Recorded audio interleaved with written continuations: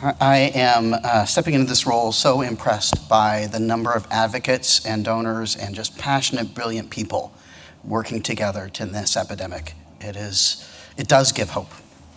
And one of those is our keynote speaker today. I couldn't be more delighted to introduce Harold Phillips. Harold leads the White House's Office of National AIDS Policy, where he spearheads the Biden-Harris administration's efforts to defeat the epidemic. His work includes monitoring and implementing the U.S. National HIV/AIDS Strategy, consulting with the Office of Management and Budget, coordinating with others on the Domestic Policy Council, the National Security Council, and the Office of the Global AIDS Coordinator to ensure that America's response to the HIV epidemic is accelerated, comprehensive, and reflective of the lived experiences of those at risk of and living with HIV. As an out gay man living with HIV since 2005, Harold previously served as a senior HIV advisor and chief operating officer at the Ending the HIV Epidemic Initiative at the Office of Infectious Disease and HIV/AIDS Policy at the U.S. Department of Health and Human Services. His work in the field spans more than 20 years, and his previous roles have also included working in civil society at places like NMAC. I am so glad to have somebody in this role who is both grounded in experience and community, as well as advocacy and policy. So with that, welcome, Harold.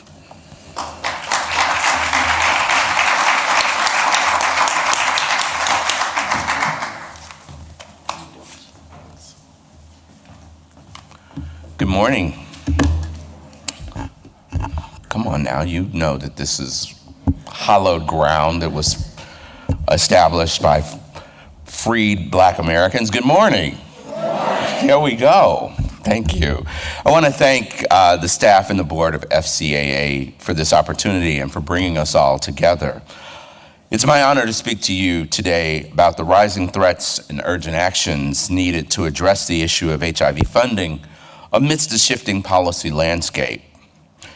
Those of us in the room today and those of us virtually, we're here because we know HIV is a devastating disease that affects millions of people around the world.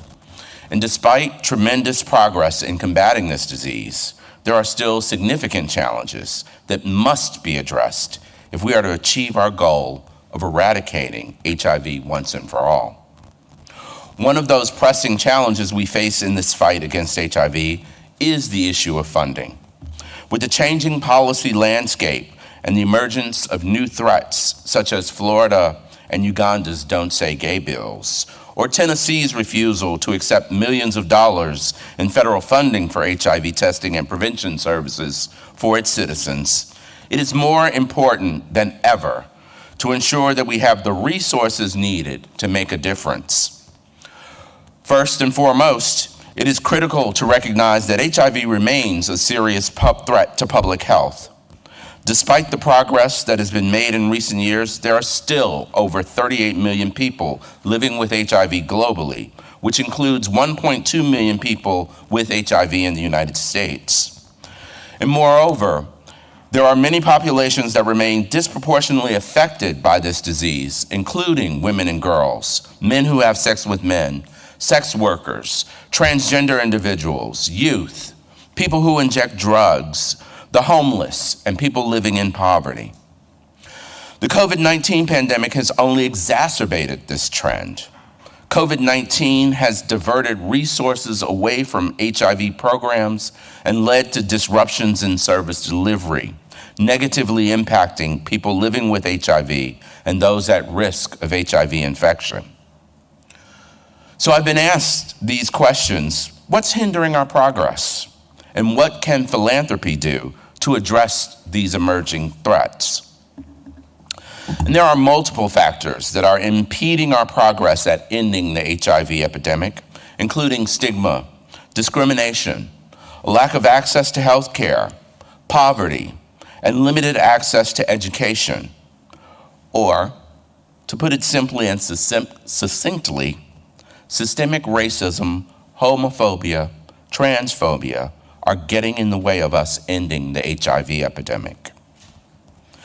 Unfortunately, funding for HIV programs has been under threat in recent years.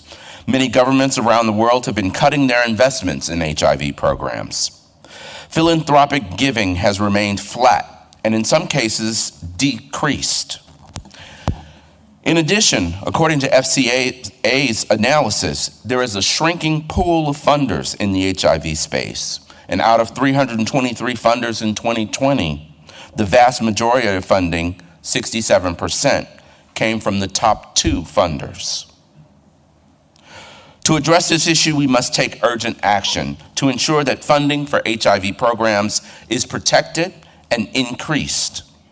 This requires advocacy and action at all levels, from local communities to international organizations. One message of today's session is the need to help policymakers, decision makers, and the general public understand the impact of HIV and their need for continued investment in HIV programs. In making the case for increased investments to finish this race and end the HIV epidemic, we need to ensure that the funding is used efficiently and effectively. This means focusing on supporting evidence-based interventions that have been proven to be effective in tackling the HIV epidemic. January of this year, the US federal government, hosted a bidirectional lessons learned meeting. Hosted by my office and the support of our PEPFAR colleagues, we worked with our federal colleagues who are doing HIV work both globally and domestically to host a meeting where we could share innovations and challenges. This provided a way for federal programs and policy analysts to learn from each other and compare interventions in Kenya with those in Jackson, Mississippi, as just one example. One key message was the need to continue prioritizing key and priority populations. This means ensuring that they have access to testing, treatment, and care, as well as providing them with education and information about HIV prevention.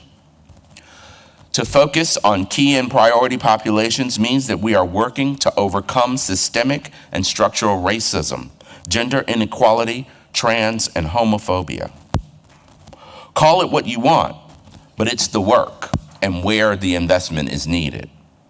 By the end of the day, the federal staff all realized that we are all in this together, working to end the HIV epidemic everywhere and for everyone. President Biden has made a commitment to addressing the HIV epidemic and has taken several steps to tackle it. This includes proposed increases in federal funding both domestically and in PEPFAR, as well as support for the reauthorization of PEPFAR. The President's fiscal year 2024 budget calls for us to accelerate our efforts to end the HIV epidemic and an increased focus on addressing the health disparities that exist among Black and Latinx populations that are disproportionately impacted by HIV in the United States. The administration has expanded access to PrEP and has called for the creation of a national PrEP program in the United States for the uninsured and underinsured. The expansion of syringe services programs and work to make naloxone more available will help address the harm reduction needs of those who use drugs. The Biden-Harris administration has strengthened partnerships with community organizations and taken steps to end discriminatory policies that prevent people living with HIV from accessing health care and other services. One example, the President has issued an executive order to promote LGBTQ+ rights and combat discrimination on sexual orientation and gender identity.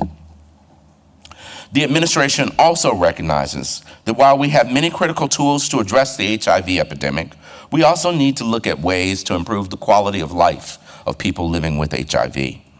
Our federal implementation plan, which is part of our national HIV/AIDS strategy, now includes quality of life measures so we can work to ensure that those living with HIV are able to achieve full, fruitful lives that include access to mental health services, housing, employment, and their overall well-being. This is all connected. Not only our HIV work, but the administration's work to grow the economy and lower costs for families, support small businesses and students, and invest in communities. HIV and our epidemic is not just a public not just a health issue. It is also a social justice and human rights issue that requires political leadership and commitment at all levels of government and international organizations. The unequal distribution of HIV infections and the lack of access to healthcare resources perpetuate disparities in health outcomes and social inequalities. Addressing these disparities requires a holistic approach, including funding for prevention, treatment, and research. And we also need to promote policies that respect, protect, and fulfill human rights for all people affected by and at risk of HIV infection. Philanthropy must use its collective voice to help others understand that systemic racism has a cost, and there is value in ending the HIV epidemic that goes beyond a public health threat. We can make the case for HIV prevention, treatment, and care by highlighting the positive impact that these programs have on individuals' lives, communities, and economies. One promising approach is to focus on the economic benefits of investing in HIV programs. Studies have shown that investment in HIV prevention and treatment can have significant economic benefits, including increased productivity, reduced healthcare costs, and improved economic growth. By emphasizing these benefits for some, we can make the case for HIV funding to policymakers and stakeholders who may not prioritize public health as a key issue. So I'll say it again, simply and succinctly. Racism, homophobia, and transphobia are costly and economically inefficient. At the same time, we must recognize that the policy landscape is shifting, and we must adapt to these changes. The rise in conservative governments and nationalist movements in many parts of the world has led to increased opposition to programs and funding for HIV programs, as well as stigmatization of marginalized communities. It is essential for philanthropy to develop new strategies for advocacy and action that take into account these changing political realities. In conclusion, the HIV epidemic remains a significant domestic and global threat, as well as a social justice and human rights challenge. And we need to ensure that funding towards HIV is not neglected amidst the shifting policy landscape. We need to take urgent action to ensure that funding is sustained and efficiently used to tackle the epidemic. Advocacy and evidence-based interventions will be crucial in achieving these goals. We must prioritize the most at-risk populations to ensure that they have access to testing, prevention, treatment, and care. And by working together, we can make significant progress in tackling the HIV epidemic and ensuring that no one is left behind. We must work together and refuse to let the forces divide or delude us into believing that some deserve assistance while other groups do not. We can't be complacent and silent, allowing the world to think that HIV is over or a thing of the past. We have much work to do at the state and local levels and in countries around the world where policies are threatening hard-won gains and attempting to try to drag us backwards. Philanthropy and civil society together can do the kind of education and dialogue with lawmakers at the national, international, state, and local levels that is necessary to stop the erosion of human rights. The Biden administration remains committed to this work, and we need philanthropy's help in continuing to make progress in the fight against HIV and the creation of a more just and equitable world for all. Thank you.